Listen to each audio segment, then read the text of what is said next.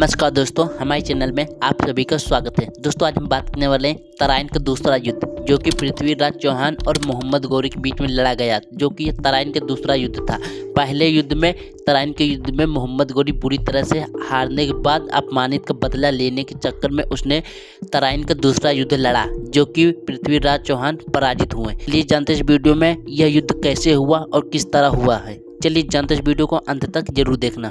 दोस्तों, महमूद गजनवी साम्राज्य के बाद भारत को लगभग 160 वर्ष तक किसी भी आक्रमणकारी का सामना नहीं करना पड़ा। सन 1191 ईस्वी में एक तुर्क आक्रमणकारी मोहम्मद गौरी ने भारत पर आक्रमण किया। दोस्तों, वह अफगानिस्तान के एक छोटे से राज्य घोर का शासक था। वह तराइन के दूसरे युद्ध में पृथ्वीराज चौहान को हराने के लिए प्रसिद्ध है।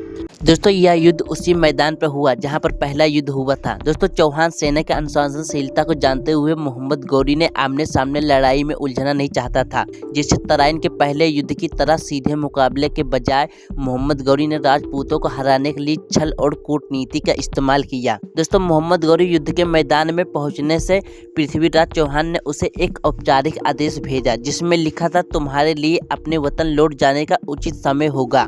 हमें आपसे युद्ध करने का कोई इरादा नहीं है। तो तराइन के प्रथम युद्ध के बाद पृथ्वीराज चौहान ने कई गलतियां करी थी। परिणाम स्वरूप मोहम्मद गौरी ने स्थिति का फायदा उठाया और दूसरे ही वर्ष 1192 ईस्वी में तराइन का दूसरा युद्ध पृथ्वीराज चौहान को हरा दिया और पृथ्वीराज चौहान की हत्या कर दी गई। मुसलमानों ने राजपूत सेना का भीषण संहार की, जिसके बाद उनकी राजधानी अजमेर को आक्रांताओं ने ध्वस्त कर दिया।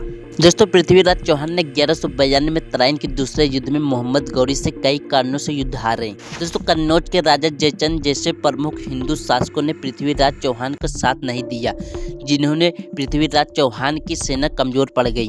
दोस्तों, पहले युद्ध में हार के बाद मोहम्मद गौरी ने सबक सीख लिया और संधि का झूठा नाटक किया। जब पृथ्वीराज चौहान की सेना निश्चित हो गई और अपने अपने दैनिक कामों में व्यस्त हो गई, तब मोहम्मद गौरी ने अचानक हमला किया। दोस्तों, पृथ्वीराज चौहान शत्रु की चालों को समझ नहीं पाए और मोहम्मद गौरी की धोखेबाजी को भांपने में विफल रहे और उन्होंने अपनी सेना को पूरी तरह से तैयार नहीं रखा था। दोस्तों, पृथ्वीराज चौहान की सेना में एकता और अनुशासन की कमी थी और कुछ सैनिक युद्ध से पहले ही इधर उधर हो गए थे, जिससे उनकी ताकत कमजोर पड़ गई।